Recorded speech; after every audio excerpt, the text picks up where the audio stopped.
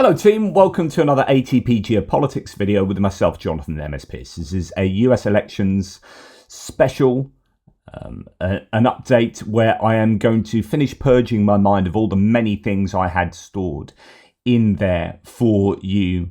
And I did a video yesterday talking about some of the news, some of the bits and pieces concerning the election. Today I'm going to concentrate on two main topic areas. One is the absolute, I don't know how to describe it, word salad nonsense coming out of these rallies at the moment from the Trump side. We're going to listen to Trump's words and wonder what's going on there. Because I think it's just incredible that he's given this platform. He then uses that platform to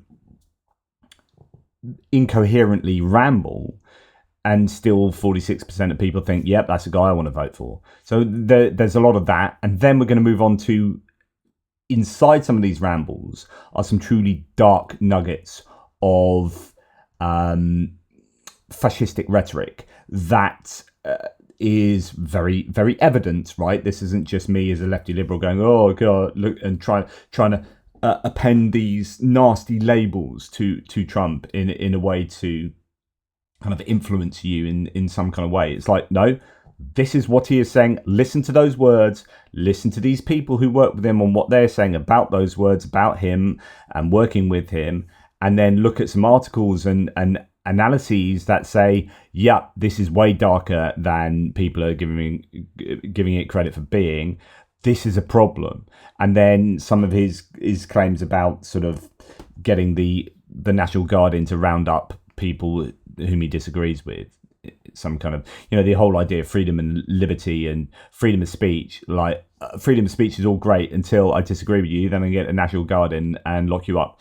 So lots to talk about today. We're going to start just by going back to what I was discussing yesterday, which was a rally in Coachella in California that Trump claimed there's 100,000, but they only had seating for much lower than that. Indeed, they only had permission for 15,000 people there, so whatever. But a large number of these people it took them 7 hours to get in, and then they were stranded for 3 hours afterwards as the buses didn't come and pick them up.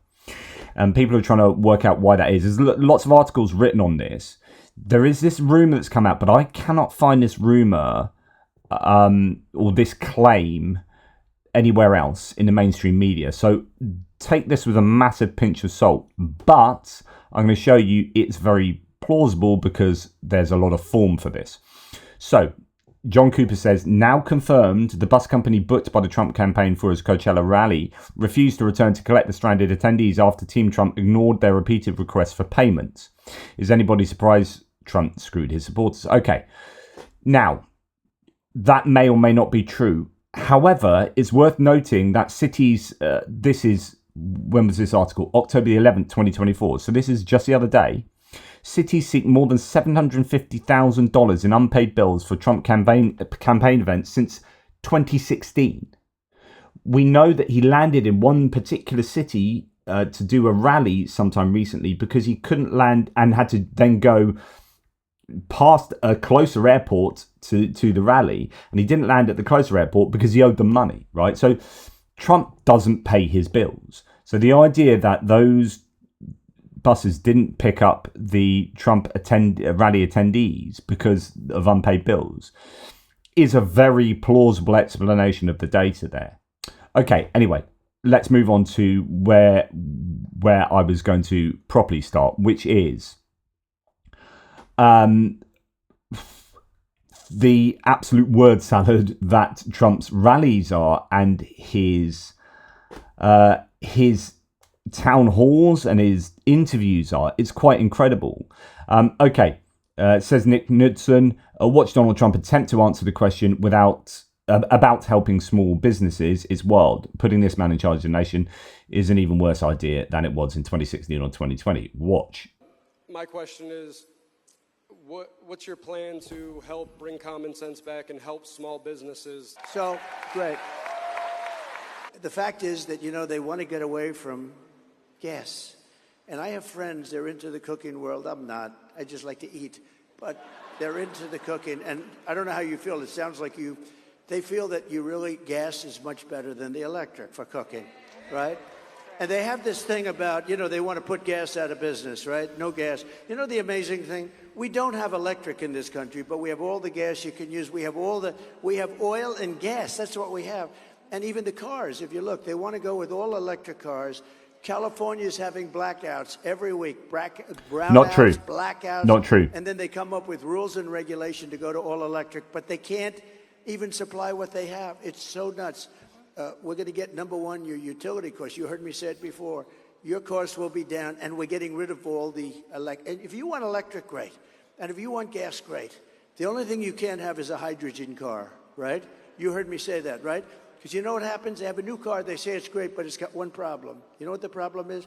Every once in a while, one will blow up. And if it does blow up and you happen to be inside of it, you're in bad luck because you're not recognizable. Do you know that? It's the new thing, hydrogen. I said, no, thank you, I don't want it. They called the wife, that's not my husband. Oh, yes, it is. It's no good. So, I don't, maybe he does go on to answer that question, but there was another question that was asked the other day, and he went on for 8 minutes, and he didn't answer the question. And you're like, what are you doing? Anyway, let's get to some of these really bizarre instances. So, this is a really recent one. This only happened last night, and a lot of these are from kind of the last week. Trump sways and bops to music for 39 minutes in a bizarre town hall episode. So instead of answering questions, he was up on stage with people around him, and they just played music for 39 minutes, and he just swayed and occasionally did this. So Rex Chapman here says, the Republican nominee for president of the United States in 2024. So Trump holds a town hall, and instead of answering questions, he stands on stage with boring music playing over and over again. So cringe and so weird. And this is it.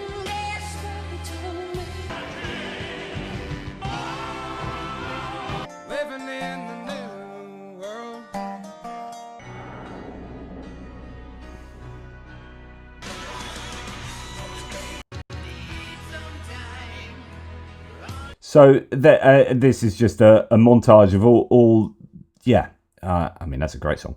But just really, really weird. And what's going on there? Why would his team do that? There was a podcast instance the other day where it seemed like his team kind of pulled him off the podcast because he was just sort of starting to gibber. And he's like, right, it's my time now. And I couldn't tell whether that was just cut in a way that it seemed to look like that. But there's certainly this idea that his team are trying to protect the world from seeing actually what he's really like, because he's not agreed. They've not agreed to a 60 Minutes interview. They've not agreed. He hasn't had a mainstream media interview for a month. Like, everyone slags off Kamala Harris, but actually she's agreed to go on Fox News. He has not agreed to any mainstream media interview. He's done some really softball ones with individuals and the odd podcasts and whatnot, but there's no actual grilling that he's taken. And they've not allowed him to do a debate again with Harris. 60 Minutes interview. It appears mainstream media interviews that are going to give him a grilling, and town halls where he should be getting questions. He's just 39 minutes of him swaying to songs. What is going on there? Like, this should cause you a bit of panic if this is your man. Now listen to him here. Like, he complains about. I was trying to work out whether this is a reading problem, because some people say he's just not very good at reading. He doesn't read, right? Which is like weird for the person you want in charge of your country. It's like, doesn't read. He didn't read intelligence updates. It had to be presented to him visually, and he liked pictures in them. And so I'm not trying to slag him off. That's literally what was reported of his 2016 to 2020 presidency. He seems to, either his brain is just like completely muddled and he can't say words, or he can't read, or both, because this. Thank you. And this is in Arizona. So I presume he's trying to say Arizonans, although some people have said he's trying to say Assyrians. Thank you, Tanya. Oh, beautiful. You look great. Thank you, darling. Also, we have many Azerbaijans in our room. I'm going to play that again because it's What? As are Asians in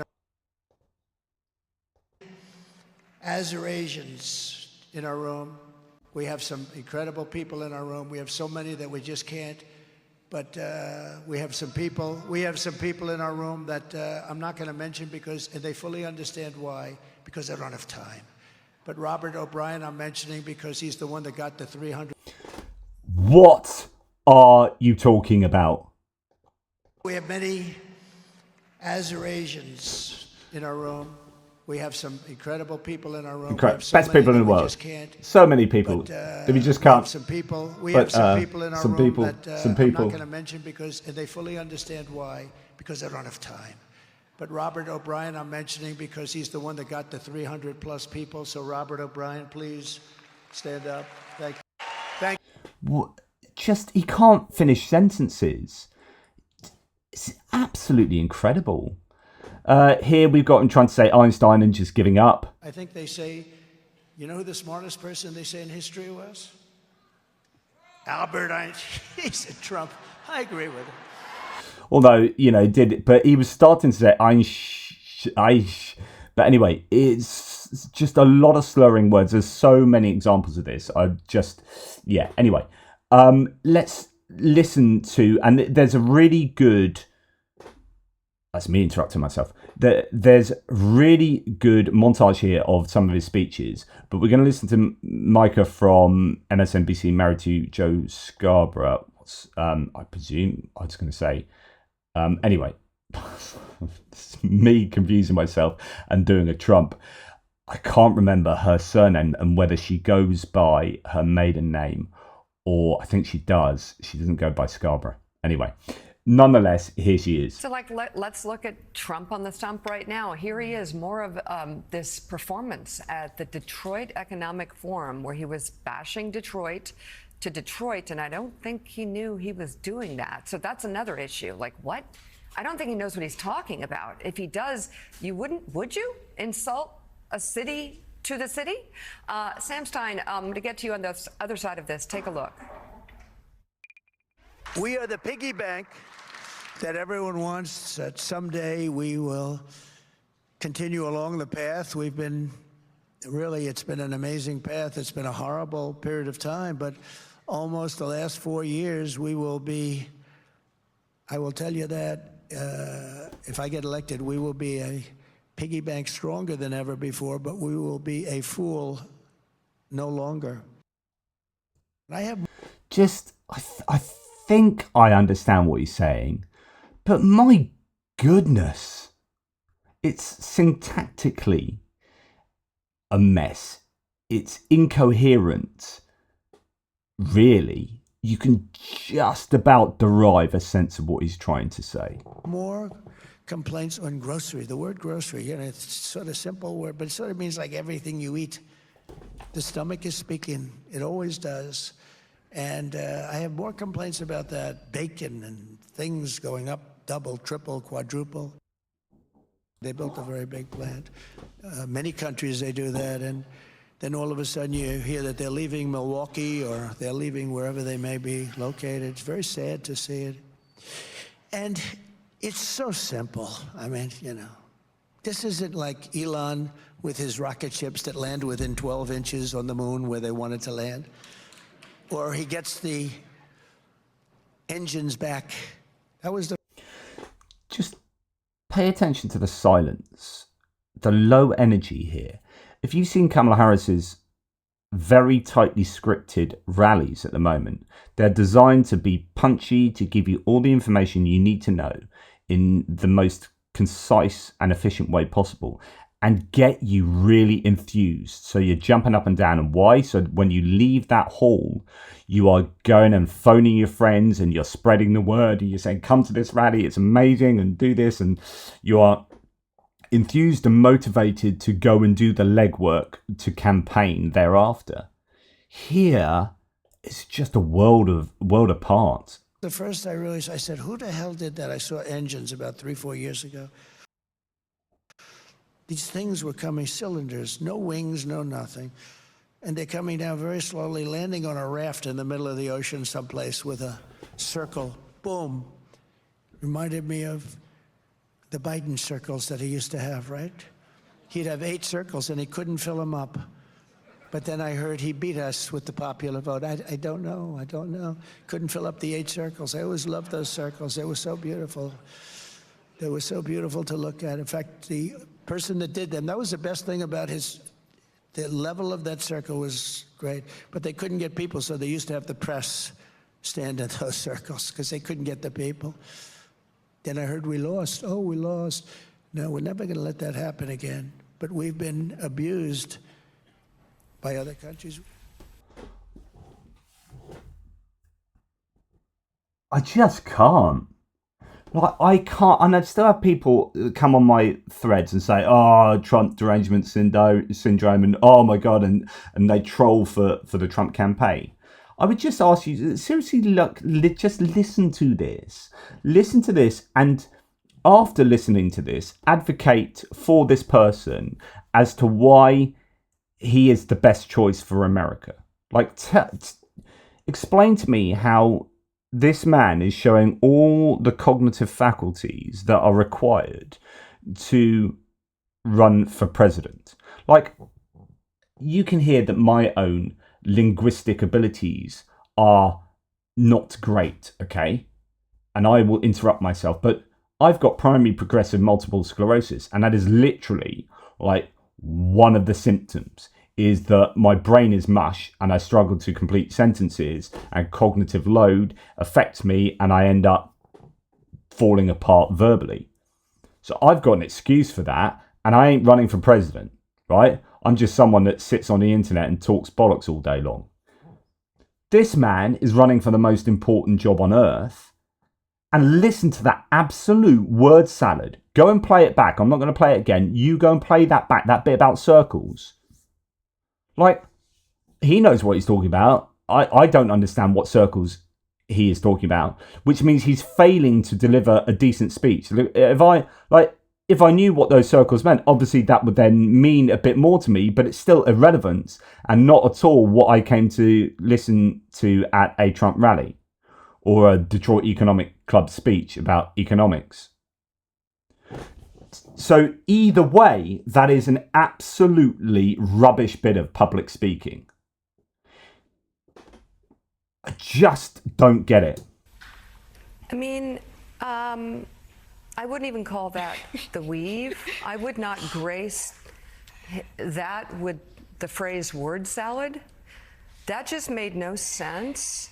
And I just don't understand anybody right now who could watch him talk and say, yeah, he definitely makes more sense than the alternative.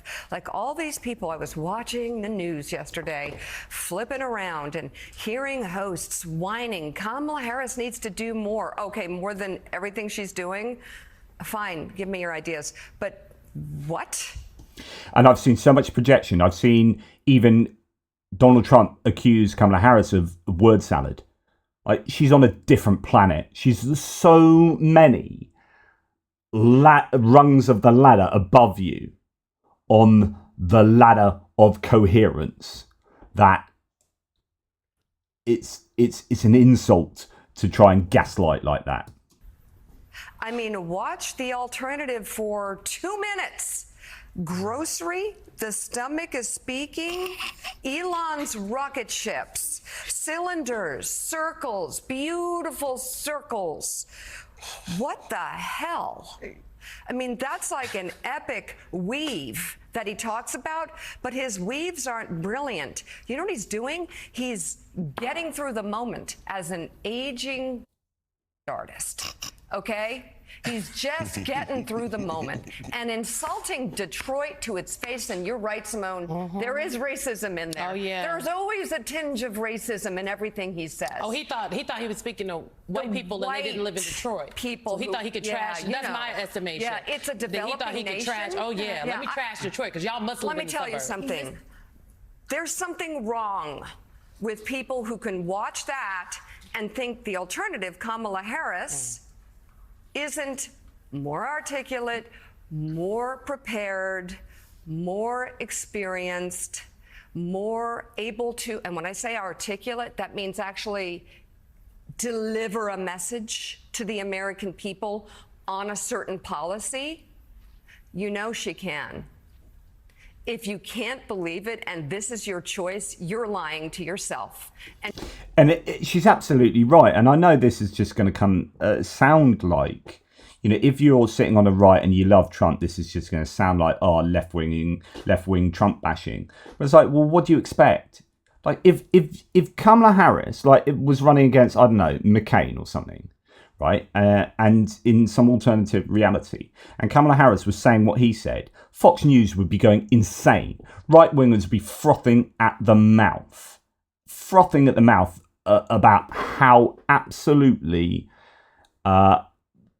unprepared and, how terrible a choice she would be for president. But instead, there's some kind of cognitive dissonance reduction going on in people's brains that they then take that sense of word salad and then that they're hearing in their own leader, Donald Trump, and then projecting that onto Kamala Harris in some desperate attempt to say she is unprepared, where in reality, he's the one that is desperately unfit to be president. And you're going to ruin this country. It's going to be on you. It's going to be on you. Because there's no way you can watch that or any of his speeches and get anything out of it except for a hateful, racist, bigoted, tired, aging, branding, I wouldn't say genius, branding obsessed narcissist. So Sam, with that, tell me though how. And actually, Sam Stein there, a Bulwark contributor, Republicans against Trump, sort of then goes on. I won't play that whole video, but it's just I think she really encapsulated the issues there really, really well. Just so many people, General Michael Hayden saying you have to be effed in the head to think this maniac is fit to be president. I agree. And then this more big plant. Many countries they do that, and then all of a sudden you hear that they're leaving Milwaukee or they're leaving wherever they may be located. It's very sad to see it. And it's so simple. I mean, this isn't like Elon with his rocket ships that land within 12 inches on the moon where they wanted to land. That's when he goes and speaks about those circles, right? And then this has people just going, holy shit, they need to immediately come with a straitjacket and take Trump away to a maximum security nursing home for the criminally insane. You have to be effed in the head to think this maniac is fit to be president. Like, talking about circles, perfect, beautiful circles. Just, what are you on? And then someone saying here, I'm not exaggerating when I say that it's exactly how my grandfather sounded 3 months before we had him put in a nursing home. I was going to say earlier, it's like listening to my drunk granddad babbling on a Sunday afternoon. Circle, boom. Reminded me of the Biden circles that he used to have, right? He'd have 8 circles and he couldn't fill them up. But then I heard he beat us with the popular vote. I don't know. Couldn't fill up the 8 circles. I always loved those circles. They were so beautiful. They were so beautiful to look at. In fact, the person that did them, that was the best thing about the level of that circle was great. But they couldn't get people, so they used to have the press stand in those circles because they couldn't get the people. Then I heard we lost. Oh, we lost. No, we're never going to let that happen again. Think your granddad sitting on a Sunday afternoon just wistfully blathering on with a demented brain about something in the past. Oh, I remember those bits. This is a freaking campaign rally, mate. You should be up there putting fire in people's bellies, sending them out. You talk about the rockets, those cylinder rockets. You should be sending your people out as if they got rockets up their asses to go and do some campaigning for you, to get out on the road and shout about how wonderful your policies are. Instead, you're just driveling, you're drooling nonsense. Just incredible. Speaking about incredible, here's a full footage of Trump getting a question about his parenting style at the Detroit Economic Club. So this is the 8-minute one, then going on nearly 8-minute rant that culminates in him calling for drug dealers to be put to death. His brain just flits around. I'm not going to play this to you because you don't have 8 minutes to listen to Trump with his insane brain just flitting around all these ideas and then really not answering the question. He did that at the previous economic speech he gave, the Economic Club in New York, where he was asked about childcare. Very explicitly asked, what exact detailed policy would you put in place in terms of childcare, etc., etc. And he just started talking about Putin and this and that and tariffs in China, and answering the question by saying, well, childcare doesn't cost as much as we'll get in tariffs. Like, yeah, I asked you about childcare policy, mate, not about how much money tariffs are going to get in. Gee whiz. But there you go again. Here's another one that worth listening to. Just come up, they want to do things like no more cows and no windows in buildings. They have some wonderful plans for this country. Honestly, they're crazy. Just come up. So it's the idea that Democrats, they want no more cows and windows in buildings, which is just like, even if you try and derive some sense from that, like it's maybe having a go at like not eating so much meat, which is like, just look at the environmental impact of eating meat. If you talk, I could bore you about taking energy from source, which is the sun, and if you put that through plants and then through animals and then to humans, and those animals move around, so that's not very efficient, form of deriving energy from the sun, because you're losing energy through heat and movement the whole time. And they're eating all of these plants and drinking all of that water, so all of the resources need to feed the animals, and then we're eating the animals. Actually, if you can derive the same amount of nutrition more directly from the sun by just eating that plant matter, then you are going to have a much more efficient use of land and energy. It's simple. So like, I did a course at uni, it's like the Club of Rome in the 1970s. Like if the whole world was to eat the levels of meat required to feed ourselves at the rate that Americans eat meat, then you would need not just one extra Earth, like double the amount of Earths. I think you would need something like 150 Earths in order to do that. So in other words, we can't do that. Like the world cannot do that. So there's your problem. How do we solve that? In other words, we need to move towards eating like this, doing like that. Like, these are real problems that need real solutions. Or you can just go, they want to ban cows and windows in buildings. Like, it's just so naive. Anyway. And then we have this. So as Bradley P. Moss says, remember when Tim Walz messes up which year he was in China in the 80s? It was a scandal, right? When he mixed up IVF with IUI treatment, it's a scandal. And by the way, Carrie Lake just spent a debate talking about UVF instead of IVF. So, there you go. Trump straight up lies like this on a regular basis. And it's, oh, well, that's Trump. He does these things kind of response.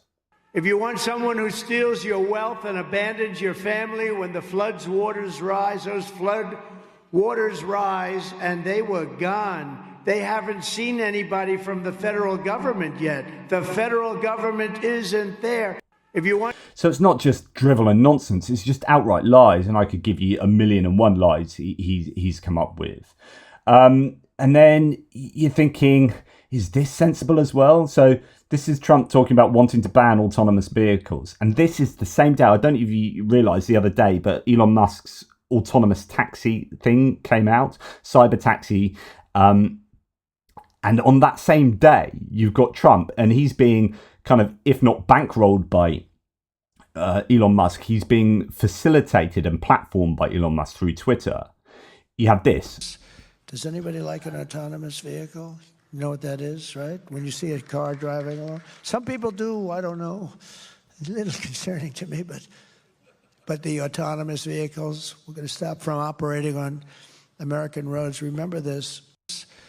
So we just throws in it, we're going to stop them operating on American roads. That's that. Just throw that out there. Elon Musk must be going, what? I'm platforming you. But again, this is just him like riffing. This isn't any kind of highly polished speech. And he's got some people clapping because they like autonomous cars. And then he realizes, but there's only like 5. It's just so low energy and ill-rehearsed and off the cuff and very bad. This is just very bad. then there's this. Just it's his narcissism and also a reflection of how much he hates Obama. So when Obama was president, he took over from Trump, and one of his policy platforms immediately after taking the reins was to undo anything Obama did. He hated that Obama was popular. And so it was like, Obama did this, we're going to undo that. Yeah, but actually this was good. No, we're going to undo it because Obama did it. Yeah, but do you know what it was? I don't really understand it, but Obama did it, so I hate it. If I were named Obama, I would have had the Nobel Prize given in 10 seconds. He got the Nobel Prize. He didn't even know what the hell he got it for. Remember, he got elected. Well, so did I. He got elected, and they announced he was getting the Nobel Prize. Remember, he said, "Oh, what did I do?" He didn't know what the hell he did. What? He got the Nobel Prize for doing nothing. For getting elected, but I got elected too. And, if I think of that, we did something, the Abraham Accords, unprecedented. Nobody thought it was possible. Oh, of course. I'm not saying want or not. I'm just saying if it was anybody else. I'm not saying I want a Nobel Peace Prize, but I want a Nobel Peace Prize. Can I have it? Can I have it for a really long time that covers my nuts? Can I have it for a long time, please? Liberal, Democrat, they would have had it before the damn thing was even signed, So there has to be fairness, and I don't care, but I'm not looking for it. I'm not politicking for it. I'm just saying that there's a lot of unfairness in this world, and I think Yeah, there is. Yeah. And then there's a lot of unfairness in the world, and then you give them tax cuts. Okay. So as a result of him just splurging nonsense, and that's just a tiny soupçon of what he has said over the course of the last couple of weeks, particularly.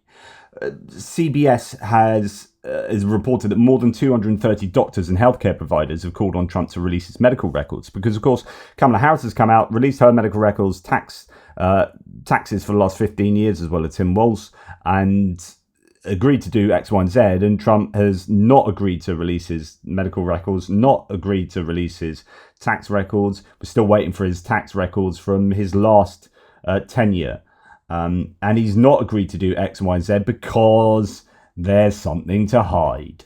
It's the only explanation. So, quote, Trump is falling concerningly short of any standard of fitness for office and displaying alarming characteristics of declining acuity, say 238 signatories. It is a super worry that he is in the running and that polls seem to be closing. My goodness. Right, we're going to go on from not making any sense to being very divisive in the rhetoric and very dark and actually fascistic, right? So here we have evidence that there are some, very clearly there are some ne'er-do-wells who hang around the Trump rallies and who are very big Trump supporters. It's the old adage that not all Trump supporters are Nazis, but all Nazis are Trump supporters type thing. So neo-Nazis joined an RNC co-chair Lara Trump's boat parade and yelled white power, make America white again, Heil Trump, and racial slurs. And, if you don't believe me, here it is on video. Wow, look at those beautiful swastikas. There we go, white power. I'm going to turn the sound off there because you can imagine it and I'll probably get in trouble. But here they are saying all of those things, going in one of these boat parades, and that is white supremacy and they're Zeke-heiling, etc., etc. I just wonder what other people would have been thinking as they go alongside them. Would they be, oh God, Mike Lindell from My Pillow. Would they be thinking secretly deep down, yeah, okay, I'm cool with that? Or is there a repulsion from these others? Right, okay. So with that in mind, that's the kind of context of what we're talking about. As some Thomas Tyner, who is, a military analyst who's not exactly the biggest of left-wingers, let's say that. We're days away from him saying he will put people into concentration camps. So let's listen to this Maria Bartiromo Fox News interview, and this is like a softball interview, the sort that I've talked about earlier. So he has done some mainstream media, but that's like his mates on Fox News. Are you expecting chaos on Election Day? No, I don't think so. Not from the side that votes for Trump. But I'm just wondering if these outside agitators will start up on Election Day. Let's say you win. I mean, let's remember, you've got 50,000 Chinese nationals in this country in the last couple of years. Yeah. You have people on the terrorist watch list, 350 in the last couple of years. You got, like you said, 13,000 murderers and 15,000 rapists. Right. What are you expecting? Joe Biden said he doesn't think it's going to be a peaceful Election Day. Well, he doesn't have any idea what's happening in all fairness. He spends most of his day sleeping. I think the bigger problem is the enemy from within, not even the people that have come in and destroyed. So it's really important you understand this. He is not talking about those people that Maria Bartiromo just mentioned, because one way you could interpret this is what he's just about to say is an answer to those really problematic people. He says the bigger problem than those people is the enemy from within. That's who he's talking about here. In other words, the American people who are the enemy from within. I think the bigger problem is the enemy from within, not even the people that have come in and not even those people. Our country. By the way, totally destroying our country. The towns, the villages, they're being inundated. But I don't think they're the problem in terms of Election Day. I think the bigger problem are the people from within. We have some very bad people. We have some sick people, radical left lunatics. And I think they're and it should be very easily handled by, if necessary, by National Guard, or if really necessary, by the military, because they can't let that happen. So he's saying we are the bigger problem that we have is a problem from within. These radical leftists, which in another I don't know if it's a part of that discussion or in another interview, Adam Schiff is a member, who is a Democratic lawmaker, is thrown in that same pot. So he's one of these radical leftists that Trump is saying are the enemies from within, and they need to be handled by the National Guard or maybe even the military. Now, if that's not dictatorial rhetoric, I don't know what is. Just incredible. Donald Trump floats sending the US military after US citizens who don't support him. Just absolutely insane. So this is getting people really, really worried, because he's saying stuff that is super worrying and is also, by the way, not supportive of the First Amendment freedom of speech. So the same people that say, oh, Twitter you should be allowed to say what you like. It's about freedom of speech. These are people who are Trump supporters. You should be allowed to say what you like. I should be able to come onto Twitter and be able to say whatever I like. Freedom of speech. I'm a free speech absolutist. Trump saying, oh, but anyone that says stuff that I don't like, we're going to get the National Guard involved and maybe the military to round them up. Oh, I'm cool with that. Yeah, I'm cool with Trump doing that. Right, okay. So you only believe in freedom of speech when you agree with what someone's saying. As soon as you don't agree with what someone says, you think you should round them up. Maybe shoot them in the legs, which is what, remember, Trump said to Mark Esper during the protests. That, we should just shoot them in. How about we shoot them in the legs? And now he's saying we should get the military and National Guard involved with these radical leftists. Now, Glenn Youngkin, who is a Republican, is here questioned by Jake Tapper, and he has to come on TV and try and defend that kind of rhetoric. I don't think that he's referring to elected people in America. But I'm literally reading his quotes. I'm literally reading his quotes to you, and I played them earlier so you could hear that they were not made up by me. He's literally talking about, quote, radical left lunatics. And then one of those lunatics he mentioned was Congressman Adam Schiff. Criminals should be locked up.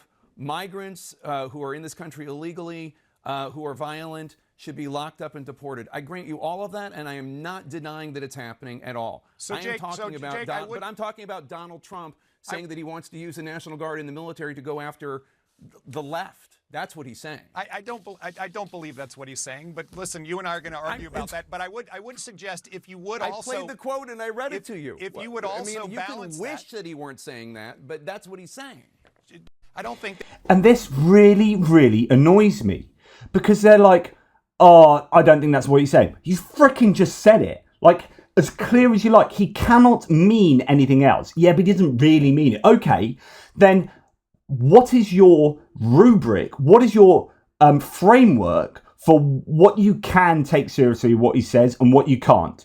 Because at the moment, what you're doing, and this is really interesting because this is just like biblical exegesis, right? This is what I've said for years, and I've written a dozen books on this kind of stuff, which is that people who really want to believe the Bible will take their own moral framework and use that to interpret the Bible so that the Bible always agrees with what they believe.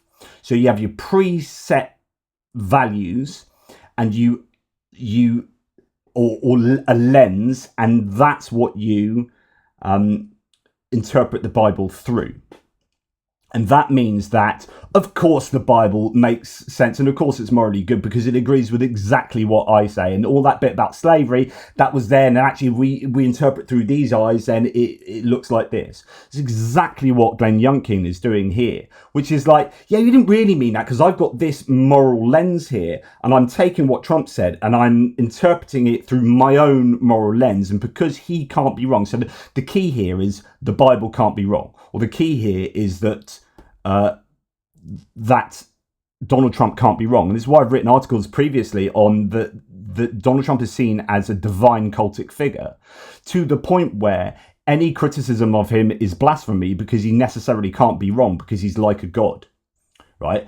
And this interpretation is so apt here because Glenn Youngkin is saying, well, he can't be, what he's saying there can't be what you think it means, because otherwise my God figure is not divine and he is fallible. And of course he must be infallible. So therefore, what he says has to be interpreted through my lens of my acceptance lens, where it is reinterpreted into, well, that time he was joking, that time this was it, that is just hyperbole, that's just this, that's just that. And every single time you're kind of playing whack-a-mole with all of these different Trump statements and quotes, and you're beating them down until they become uniform and acceptable, and there you go. And you're just having to work really, really hard all the time to make everything that Trump says morally acceptable. Whereas, in some sense, these people we've just seen, these people probably have it right. These people with their swastikas out the back, they're probably doing the correct interpretation. So Jake Tapper's sitting there saying, look, I've got his freaking words, mate. He's talked about Adam Schiff as being one of these people, talked about these people needing to be possibly rounded up by the National Guard or even the military. And here you are saying he doesn't mean that. How can you say he doesn't mean that when he said it and there's no hint of sarcasm and there's no hint of hyperbole? He's literally said, see all these criminals over here? We've got a bigger problem than these criminals over there and these illegals and these horrible people that you and I think are really horrible. We've got a bigger problem than them. It's called the Democrats. And do you know what we're going to do with them? Round them up. And what happens is, I don't think it's sane washing, it's moral washing. Like Trump's rhetoric gets moral washed by these facilitators to the point where people like Glenn Youngkin become as morally culpable for Trump's success and his eventual possible inauguration. That's on people like him as much as it is on Trump himself. These facilitators are doing a terrible, terrible thing and doing a disservice to the US, I think. Liz Cheney says on the danger of a second Trump term. And now here's a Republican that I'd otherwise completely disagree with. But when it comes to the Constitution and when it comes to a moral evaluation of who Trump really is, she's got it absolutely right. Trump will appoint people like Mike Flynn. So Mike Flynn is an absolute wingnut former military man who is the worst person you want in charge of military matters in the US. He is basically an absolute Putin puppet. And here Liz Cheney is on point. Senator J.D. Vance was asked 5 different times if Donald Trump lost the election. He refused to say yes. Polls show that millions of Republicans share that same view. How do you really reach those voters, those Republicans? Yeah, I mean, I think, Kristen, when people write the history of this period, the Republican elected officials who know it's false, who continue to spread the lie, will be among those who are shown to just be really complicit in this attempt to unravel the republic. And so they are spreading this lie. I have not listened to this, right? I knew this would be on point. I've not listened to this. What I just said about Glenn Youngkin, boom. That's exactly what Liz Cheney's saying. They know it isn't true. If they are we're complicit. A nation of laws, we abide by the rulings of the courts. And Donald Trump had the opportunity. 61 out of 62 courts ruled against him. And he was told repeatedly throughout this period that what he was saying was false. So the fact that now you've got the Republican Party, the leaders of the party who are in the grips of, it seems to me just to be cowardice, that they are afraid of Donald Trump, but that they are willing to perpetuate his lies at the expense of their duty to the Constitution, tells you something about the real damage that's been done to the Republican Party. You told my colleague Savannah Guthrie last year, quote, a vote for Donald Trump may mean the last election that you ever get to vote in. That is an incredibly dire warning. Congresswoman, what exactly did you mean by that? You know, I think people really need to look very carefully at what Donald Trump will do if he were ever to be in the Oval Office again.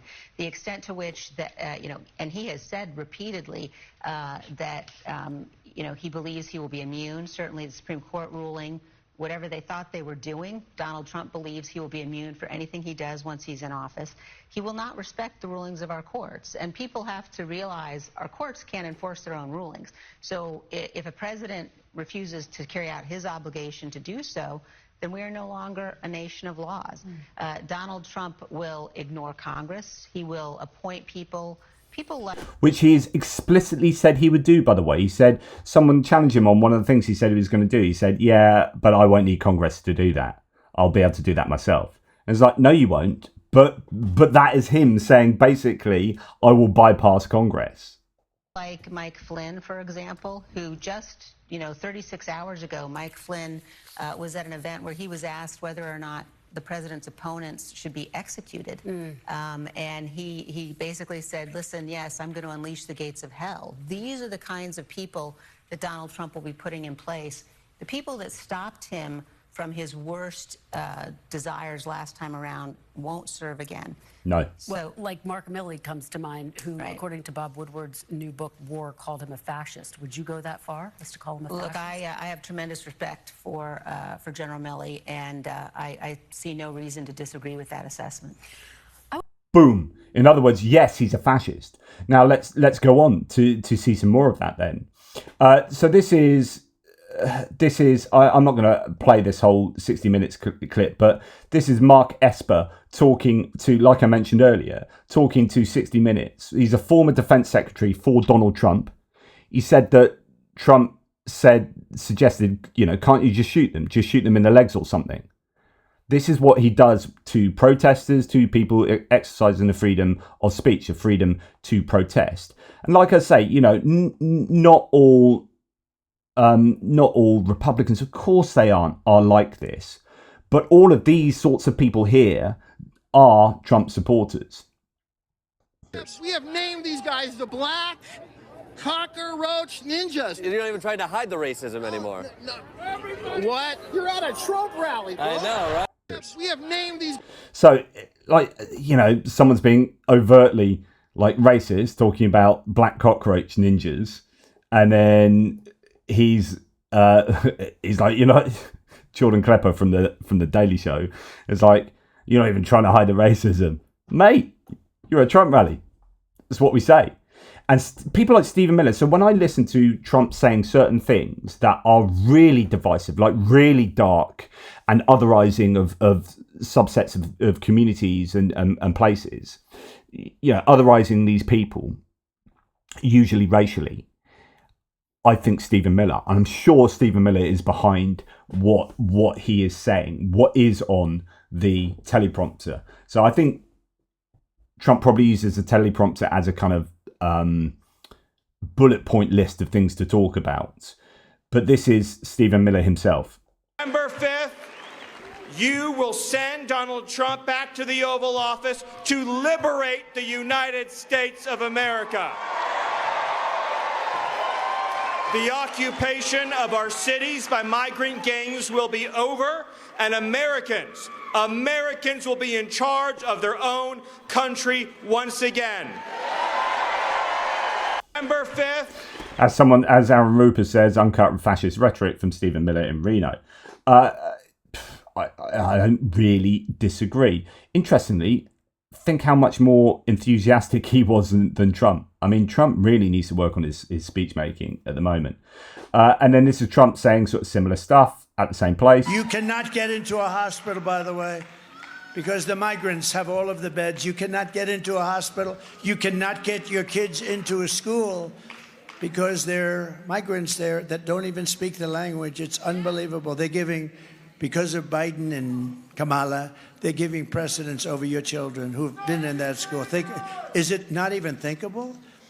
You cannot. Yeah, so there you go. That's his interpretation.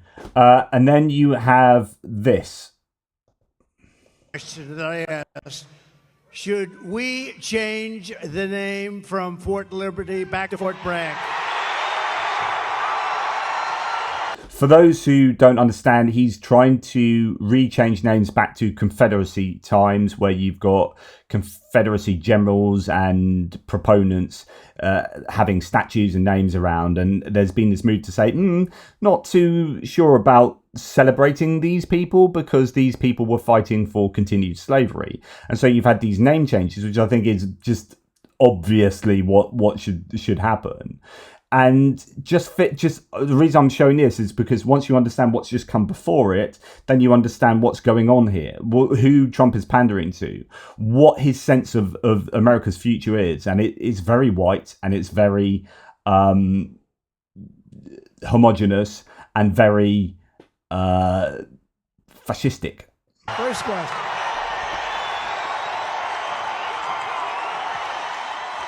Right. And they love it. So here's what we do. We get elected. I'm doing it. And we're leading in all the polls. We should get elected. But remember this, they cheat like hell. We got too big to rig. We need too big. The old classic. They cheat. That's the only way they can win. So Politico is done a really interesting piece here. We watched 20 Trump rallies. So this isn't just me whinging, right? Like, A, listen to his words, right? B, listen to what other people like Liz Cheney say. C, listen to people around him like Stephen Miller. What do they say? This is all. D, look at what his supporters say at the rallies or at these boat rallies with swastikas, right? There is definitely something going on here. So Politico then say, we watched 20 Trump rallies. His racist, anti-immigrant messaging is getting darker. So an analysis of more than 20 of his rallies and campaign events shows Trump has demonized minority groups in all of them. Trump vowed to rescue the Denver suburb of Aurora, Colorado from the rapists, bloodthirsty criminals, and most violent people on earth. He insists that are ruining the fabric of the country and its culture. Immigrants. He's talked about genetically. He's basically talked about eugenics. Or how their behaviours they were genetically predisposed to behaviours. So not to talk about the importance of, say, poverty and education and so on and so forth. Trump's message in Aurora, a city that has become a central part of his campaign speeches in the final stretch to election day, marks another example of how the former president has escalated his xenophobic and racist rhetoric against migrants and minority groups he says are genetically predisposed to commit crimes. The supposed threat migrants pose is the core part of the former president's closing argument, as he promises his base that he's the one who can save the country from a group of people he calls animals, stone-cold killers, and the worst people, and the enemy from within. Although that's a different enemy from within, or at least this article has smashed together those two ideas, as we talked about earlier. Yeah,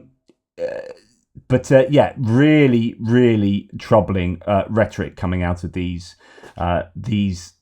rallies. He's talked about the the Alien Enemies Act, which is 1798 Act that was last put in place for the Japanese around World War II. It was really horrible. It allowed the Japanese to be put in concentration camps in the US. And that's what he's going to... He's talked about that in a recent rally. Absolutely scary as heck. Yeah, he's waxing lyrical about that act and wistfully, going back into these dark pasts. It's like, give me your huddled masses and I'll lock them up in an internment camp. Just incredible. Anyway, efforts to blame outsiders, a politically voiceless group which Trump is an expert at doing, has led to atrocities in the United States. Everything from Japanese internment in Operation Wetback, said Ediberto Roman, a Florida International University law professor who studies xenophobia and immigration. Vivid imagery such as telling crowds of rally attendees that migrants will, quote, cut your throats, are now a staple of Trump's speeches. He cites cases of US women and girls allegedly murdered by immigrants in the country illegally, even as studies have shown that immigrants are less likely to commit crimes than US-born Americans. And I've talked to you previously about the actual data on this. It's just empirically wrong, the claims he's making, or the implicit claims he's making. But Trump says there are, because they are inherently worse people. He's told nearly all white crowds in the past that they have good genes, even before his explicit suggestion this week that non-white immigrants are genetically inferior, when he told conservative radio host Hugh Hewitt that migrants have bad genes.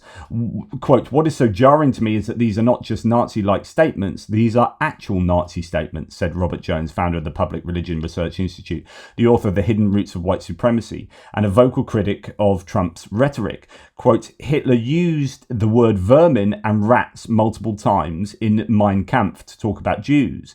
These are not accidental or coincidental references. We have clear 20th century historical precedent with this kind of political language, and we see where it leads. Be properly open-eyed about what is going on here, guys. This is retired Major General Randy Manner. So I think it's very important for all the viewers to understand a few things about what is the Trump campaign and what is President Trump. He's authoritarian. It's nationalistic. It's far right. It's intolerant of dissent. It has a contempt for the rule of law. It requires direct obedience to a powerful leader, and it requires the supremacy of one ethnic group. Well, I just gave you the definition of what fascism is.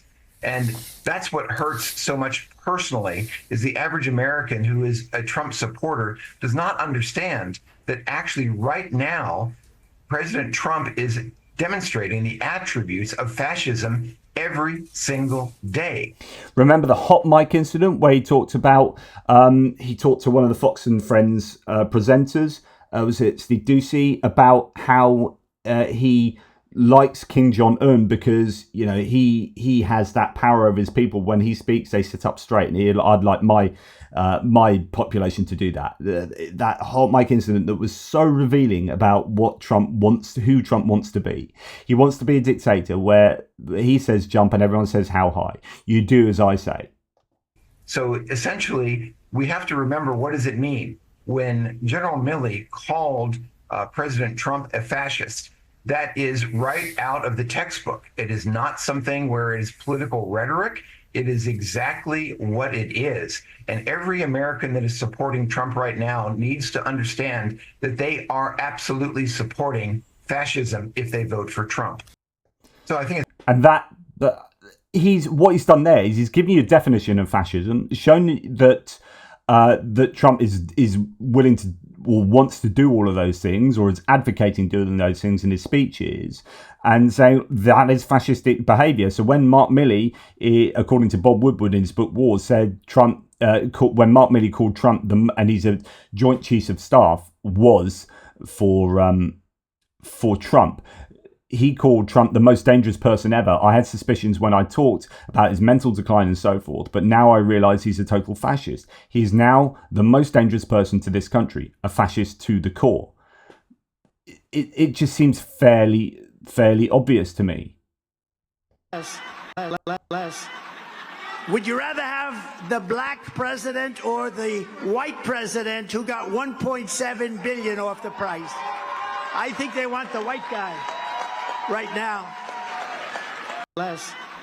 And it's oddly, he's saying that to the Black Conservative Federation. So that's to an audience, one would presume, of black people. He's saying, and he's deciding, I don't know why he would frame it like that, but he just gets away with it.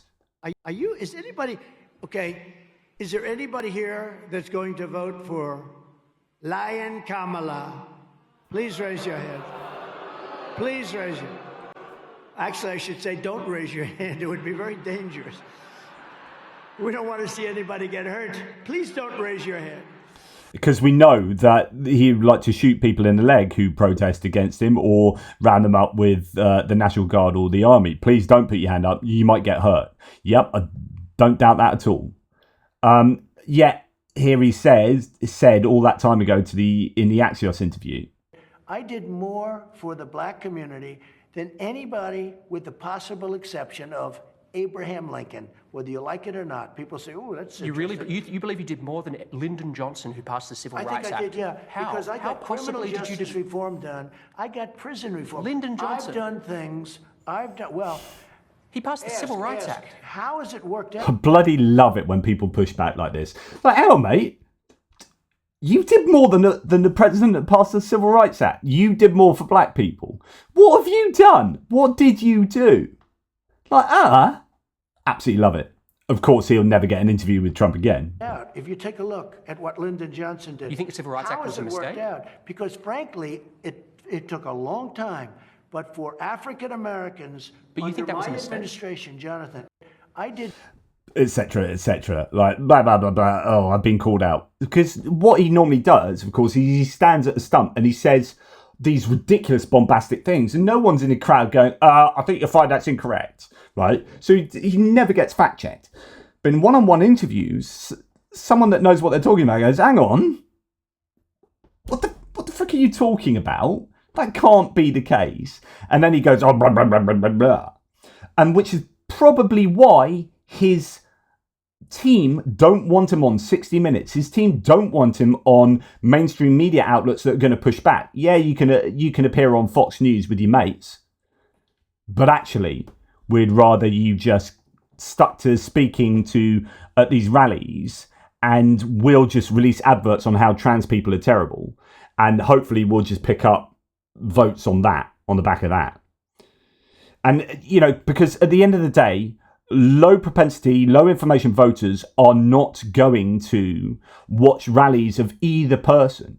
So if you can contain Trump to speaking at rallies and then let your information machine do the rest, let your adverts do the rest by appealing to people in these niche markets like white men, gamers, and in the manosphere, like have the manosphere have stuff. And if push comes to shove, we'll push you out to do interviews on Manosphere podcasts, but they'll be pretty softball ones. And then sometimes they go wrong, because he said, like the other day on that podcast, he was like, of course I don't lie, or like, I'm honest, I tell the truth. And they laughed in his face. And like that didn't go well. But ostensibly, I think this is a game of like, the Republicans are saying we can win this election if we just let him give really crappy speeches to these big rallies. Those people are always going to vote for him. The people that turn up to the rallies are not the ones that we need to get voting. So we're going to do that through our targeted campaign, advertising campaigns. Right, and this is, I'm probably not going to be able to show you this because I get done, BBC are quite tight on copyright, and even when I have it in small here, but this is Medi Hassan at BBC Question Time in the US. So BBC Question Time in the UK is a really interesting show. I do like it. What the BBC try and do is make sure the audience is full of a representation of the different parties. So in the UK, you'll have like Lib Dems, Greens, then more Tories and more Labour, and the audience will represent that. And so when you are speaking to them, actually you're speaking to you're kind of a cross section of the British society, and you aren't just speaking to your own peeps, right? And they'll have politicians from either side or from all these parties, and then randoms as well, and analysts and so on and so forth. And you have questions and debates, and then the audience asks questions. So here Medi Hassan is speaking to a bipartisan crowd here, and I would be fascinated as to how the Republicans in the audience feel. Funnily enough, when you poll Republicans today, they say character doesn't matter. And there's a reason for that, because they've checked out their candidate. And they know they can't say with a straight face that character matters when their candidate is Donald J. Trump, a man perhaps the most, I don't want to say amoral man to reach the presidency in modern American history. We've all seen him in action. This is a man who is a kind of thin-skinned narcissist, self-obsessed with petty vendettas and personal grievances, a wannabe autocrat.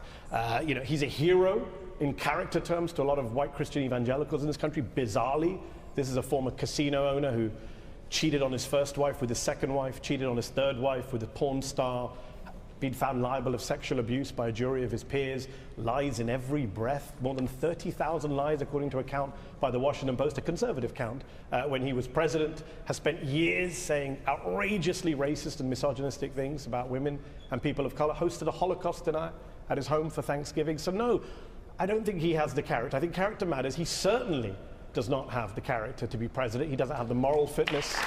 He doesn't have the mental fitness. Okay. One last line. Don't take my word for it. His own defense secretary, Mark Esper, says he's not fit for office. In fact, the vast majority of the people who served in his cabinet say they're not voting for him this time. Don't take it from me. What about the character of Kamala Harris? Because obviously there's two people we're talking about here. Well, the problem is when you say there's two people we're talking about, one of them's Donald Trump, so it really doesn't matter who's on the other side when it comes to character. We could pick someone randomly walking on the street in Philly, and they would have a better character than Donald J. Trump. Well, let's hear from our audience. I know there'll be people who don't agree with you. And that's adequately harsh. Now, I think what part of what's going on here, the reason why he's able to get as far as he has in this campaign, and it's closing the gap and polls are looking all worrying, etc., is because he has the help of social media, the algorithms, and he has the help of Putin and the Kremlin. Rumours on Twitter, on X, are becoming the right's new reality, says The Atlantic in this big old article here. Curious set of claims has recently emerged from the right-wing corners of the social media platform X. FEMA is systematically abandoning Trump-supporting Hurricane Helene victims. Democrats and perhaps Jewish people are manipulating the weather. Haitian immigrants are eating pet cats in Springfield, Ohio. These stories seem absurd to most people, but to a growing number of Americans living in bespoke realities, wild rumours on X carry weight. Political influencers, elites, and prominent politicians on the right are embracing even pathologically outlandish claims made by their base. They know that amplifying online rumours carries little cost and offers considerable political gain. So the return on investment for this kind of activity in these social media places is incredible. I'd advise you read this, go and look at it, the archive version. I mean, you can usually do that by putting archive.is / before the web address there. But anyway, I completely agree. And then when you talk about these kind of FEMA disinformation claims, then you see stuff like this. Man accused of threatening FEMA workers with an assault rifle in western North Carolina. Who radicalized him? Effectively, Elon Musk's platform and Donald Trump and JD Vance. These people spreading disinformation. It turns into people approaching those who are trying to help people in desperate need. approaching them with an assault rifle to threaten them because of rumours they had heard on these supportive platforms. It is dangerous. So if Trump wins in this election, my view is that it's almost entirely down to information spaces. Because if people actually listen to what Trump says, if people really, like high information voters, go and listen to what Trump says and they are to put that against what Kamala Harris says, put them side by side, it's obvious who the right person is. So why do people come away with these opinions of both Trump and Harris that don't track with reality as far as I would see it? And it's because of the information spaces that we all live in and those lenses that we filter our data through.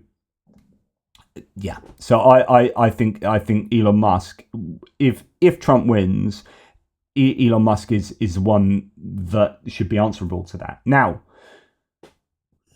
really interesting point here that imagine if George Soros bought Twitter and was giving Kamala Harris $45 million a month. That was one of the claims that was made. He's since denied that, but he is putting money into America's super PAC, etc., etc. Imagine if George Soros had contracts with the government, which Elon Musk does. He's a government contractor and he's slagging off the president administration. And George Soros endorsed a political candidate like Elon Musk has, which is illegal. MAGA would lose their effing minds. And they would. The Republicans would lose their minds. The left is sometimes toothless. They try and play by the rules a lot more than the right does, it seems to me. And the right, they just get away with it. They complain when they see the left trying to do that like mad. And they have the might of Fox News to get behind those complaints and to help spread those kind of rumours. But when they do it, they get away with it. Imagine if George Soros was doing exactly what Elon Musk is doing. You'd go nuts. And talking about the information spaces, so let's just go to Hassan Piker here. So he's an interesting guy because he's super left, right? In a way that, say, Pod Save America isn't. So Pod Save America is kind of like, well, they're not. They want to be more progressive than they really are, but they're kind of centrist Democrats, right? And Hassan Piker on here is a rarity on Pod Save America because he's giving a proper left-wing account of what's going on. But he is like a tech bro himself, right? He twitches. He does 8 hours a day, but his whole life is like almost like me. You know, you guys spend this much time with me. That's what he does. He does 8 hours where he's twitching live and just goes through all this stuff and so you just tune into him and you interpret reality through Hassan Piker. But he's really, I haven't like delved into his world, but he is excellent on this interview. But he gives a little understanding here. By last minute or so, he's talking about how he has associated with all of these right-wing podcasters. He's been on their shows. He knows them.